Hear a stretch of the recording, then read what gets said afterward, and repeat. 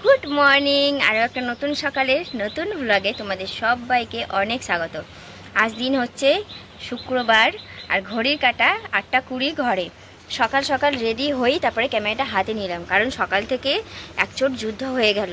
আর আমাদের যুদ্ধ মানেই তো জানো ওই সংসারে কাজ বাজ, সেটাকেই আমরা যুদ্ধ বলি। তো সেটা হয়ে গেছে। কি হয়েছে না তোমাদের ডিটেলসে বলি। ভাই উঠেছে ভোর 3টের সময়। আসলে সারা রাত্রিরও গরমে ঘুমাতে পারিনি।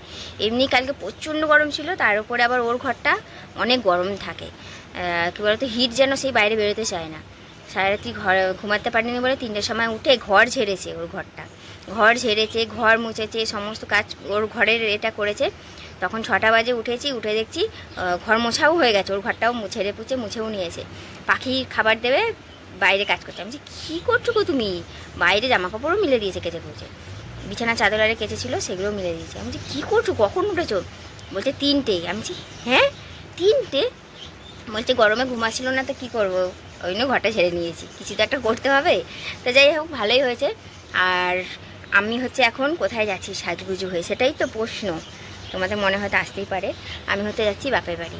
আসলে এই যে এটা লাস্ট দেখে নাও, আমার লাস্ট চুল দেখে নাও, এটা আর থাকবে না, ঠিক আছে? উড়িয়ে দেবো, খ্যাচাং ঘুচ করে উড়িয়ে দেবো। এত হেয়ার ফল হচ্ছে সে বলার মতন না। গোটা গোটা চুলগুলো একদম মাথা থেকে ঝরে ঝরে পড়ছে, মানে যে খুলে পড়ে যাচ্ছে আর কান্না পেয়ে যাচ্ছে দেখে না, মানে ডিপ্রেশনে চলে যাচ্ছে, এত চুল ঝরছে। ওই জন্যই একদম ছোট করে নেবো, অনেকটাই ছোট করে নেবো। চুল কাটতে যাচ্ছি। আর দ্বিতীয় নম্বর হলো, বাবার জন্য যেগুলো কেনাকাটি করেছিলাম সেগুলো একেবারে দিয়ে আসবো। এই হচ্ছে ব্যাপার। রান্না বান্না তো সমস্ত কিছু হয়েই গেছে, খেয়েও যাচ্ছি। বর খাচ্ছিল, বরের সঙ্গে খেয়ে নিয়েছি। আর বরে এত সকালে কাজে যাবে বলেই এত তাড়াহুড়ো, বুঝলা? তো এই হচ্ছে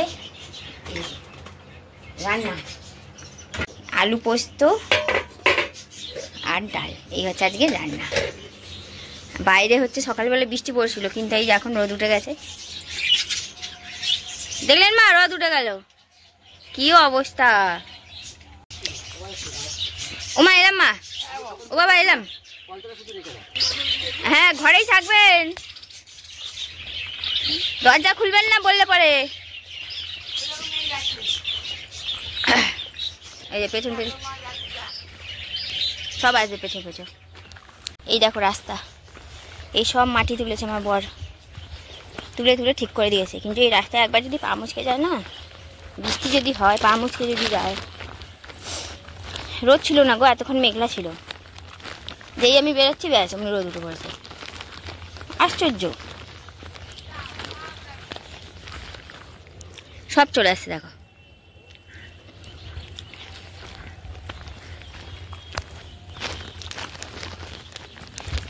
সব চলে এলো পিছু পিছু। Look at me sometimes like all you want to do is run. Hear me out, hear me out. If all the things you never show, there are the things. এই যে বসে পড়েছি ওনার গাড়িতে, যেহেতু আমার বাপের বাড়ি ওই দিকেই কাজে আছে, তো ওই জন্য গাড়ি করেই চলে যাচ্ছি। আমাকে রাস্তায় ড্রপ করে দেবে, দিয়ে আবার আসার সময় ও নিয়েও চলেও আসবে। গাড়িতে এখন 2জন উঠবে। ফোন করে দাও, প্রচণ্ড গরম। গাড়িটা যতক্ষণ না চলছে ততক্ষণ শান্তি পাবো না। কি বলছো? হ্যাঁ হ্যাঁ।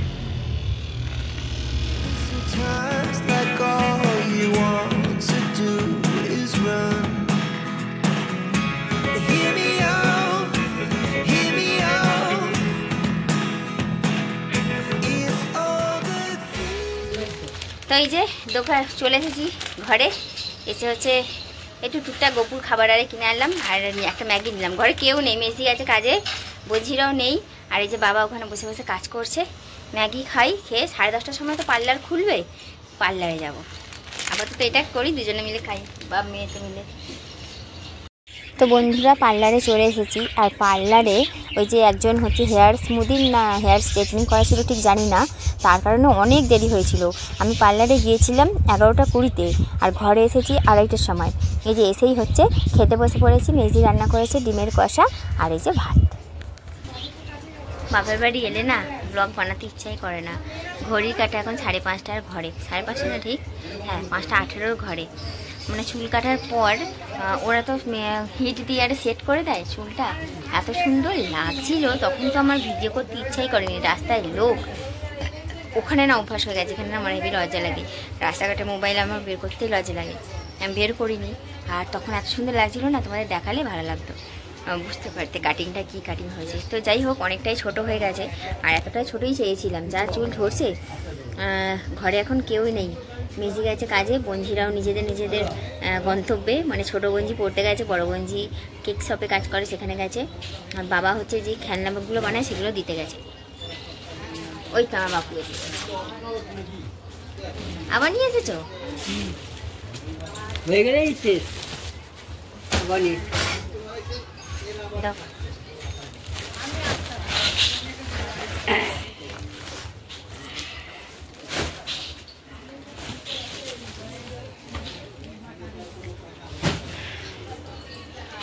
কারোর খারাপ সময় থেকে ভালো সময় আসে, আবার কারোর ভালো সময় থেকে খারাপ সময় চলে যায়। আমাদের এরকম পরিস্থিতি ছিল না, আমরা দুধে ভাতে একদম মানুষ হয়েছি, কোনো কিছুতে অভাব রাখিনি। এই যে মানুষটা, আজকে এই মানুষটাই একদম অসহায়,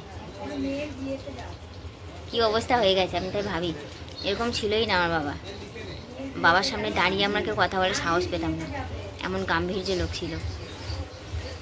অর্থব্য হয়ে গেছে, অন্যরকমই হয়ে গেছে। সেই মানুষটার বিন্দুমাত্রই নেই। কী করে, বুড়ো বয়সে সঙ্গী হারিয়েছে, তারপরে কাজকর্ম করতে পারে না, বেকারত্বই বলা চলে। এই ঘরে টুকটাক খেলনা বানা, ওটা আর কী হয়। যাই হোক, এখন অন্যের অধীনেই বাঁচা একরকম, তাই না? এই জন্য আমি বাপের আসতে চাই না। এইগুলো আমার দেখতে হয়, মানে এই যে এরকমভাবে থাকে আমার হেবি কষ্ট লাগে, খারাপ লাগে, ওই জন্য আমার আসতে ইচ্ছা করে না।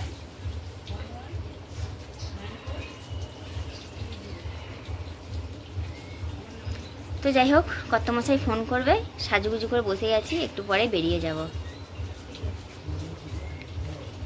এই ঘরটাও কত সুন্দর শখ করে বানিয়েছিলাম, কি দারুণ ছিল।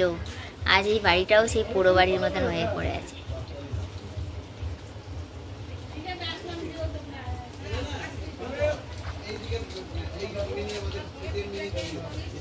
এত বড় ঘর, এত বড় বলবো না তো কি বলবো, একা থাকে। Good morning. আজ হচ্ছে সোমবার, আমি বাপের বাড়ি গিয়েছিলাম, ভিডিও করেছি শুক্রবার, আজ হচ্ছে সোমবার, শনি রবি 2 দিন পর আবার আমি ক্যামেরাটা অন করলাম। আর ইচ্ছা করছিল না, জানো তো, বাবাকে ওরকমভাবে দেখে না খুব মন খারাপ লাগছিলো। অন্যান্যবার অতটা খারাপ লাগে না, কী বলতো, ঘরে না কাউকে খুব দরকার। যেমন বদ্দি ছিল তখন হচ্ছে কি বলতো, একটা মানুষ ঘরে ছিল, তাকে দেখছে, কথা বলছে, সময় কেটে যেত। না আছে ঘরে টিভি, না কিছু, ওই একা একা তো আরও যেন শারীরিকভাবে মানসিকভাবে আরও দুর্বল হয়ে গেছে। দেখতে যেমন কেমন একটা লাগছিলো, ওই ভেবে না ভালো লাগছিলো না ব্লগ করতে, ওই জন্য 2 দিন পর মোবাইলটা হাতে নিলাম। আজ হচ্ছে এই যে বললাম সোমবার সকালবেলা। Good morning. আজ হচ্ছে সোমবার, সপ্তাহের প্রথম দিনে বাবা গলা খালি, কান খালি, কী অবস্থা। তো যাই হোক, বাইরে প্রচণ্ড মেঘ করেছে, ওই জন্য অন্ধকার লাগছে। এখন হচ্ছে রান্নার জোগাড় জানতি করছি, বুঝলে। আজ সবার তারা, বাবা একটু তাড়াতাড়ি যাবে, ভাইও যাবে। এই যে আমার ঠিকই এইটু একটু করে ফেলেছি, যা চুল ঝরছিল না নিচে পড়ার থেকে বাবা কেটে দিই। এত কষ্ট করে যত্ন করছি যাতে না ঝরে, তারপরেও যদি ঝরে তাহলে মাথায় রেখে কী করবো, চুল যদি রেখে দিই না, দেখলে পরে আমি কষ্ট লাগে। এত চুল উঠে গেলে মাথা দিয়ে, এত চুল মাথায় ছিল, ওই দেখে আরও কষ্ট হয় বাবা, ওই জন্য আমি রাখি না, যা বেরোয় ফেলে দিই। অন্ধকার লাগছে, ছোটো আলু দিই, কাটি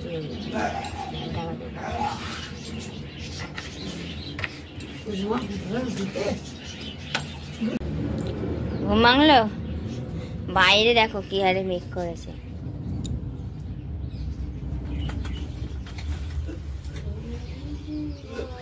যখন বাইরে রাস্তার মধ্যে গাড়ি চালাই, হ্যাঁ, আগে বসে থাকতে হয়, তখন আর এরকম মেঘ করে না। সত্যিই তাই। কষ্ট হয় ফাটা দিনের টিনের ভেতর ঢুকে। রাস্তায় একটা গাছও নেই, কোনো রাস্তায় গাছ নেই হাইওয়ে। চলো বাকি তুলে দিচ্ছি। আজকের ওই এক তরকারি হবে, বুঝলে? এক তরকারি তো বেশিক্ষণ লাগে না, শুধু আলু কাটবো আর মশলা করবো। আলু কাটা হয়ে গেছে, মশলা করলেই হয়ে যাবে। সব খাওয়া দাওয়াতে যেন সেই কী যেন হয়ে গেছে, কেউ যেন সে পেট ভরে মন ভরে খাওয়া দাওয়া করতে চাইছে না। কোনো রকম পাখির মতন একটু একটু করে খেয়েই সব হয়ে যাচ্ছে। আজকে জানো তো ওবেলায় অন্য কিছু হবে, মানে রাতেরবেলা এগরোল হবে, ওই কারণে আজকে এক তরকারি ভাত হচ্ছে। এই যে মা আলু আর পেঁয়াজ ভাজছে, বরের জন্য হচ্ছে কুলেখাড়া পাতা সিদ্ধ করতে বসিয়ে দিয়েছি, সয়াবিনও সিদ্ধ হয়ে গেছে। এবার হচ্ছে মশলা করে দিলেই তরকারিটা হতে কতক্ষণ। রসুন দিয়েছি, ধনে জিরে আদা আর অল্প একটু গরম মশলা দিয়ে মাকে বেটে দেবো। এই যে মশলা রেডি। না, বাইরে প্রচুর মেঘ পড়েছে।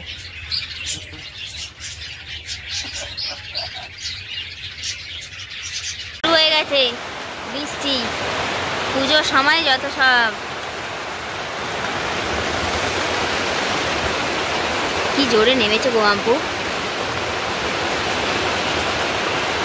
হেবি জোরসে নেমেছে। এই দেখুন জোরে বৃষ্টি হচ্ছে, সেখানে ঘরে ঢুকলে ঠিক আছে। কি রে, এটা তোর মামার বাড়ি? এই তোর মামার বাড়ি এটা? ছোট থেকে ছোট বলতো না যে ভিজেছে দাদু? রাখবো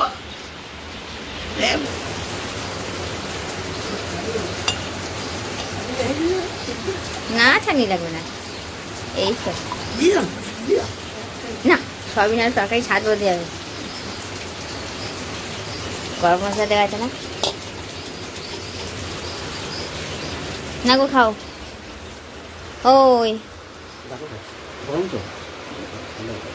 তুমি রাখো, খাচ্ছি। চিয়া সিডটা কখন খাবে তাহলে? কবে খাবে?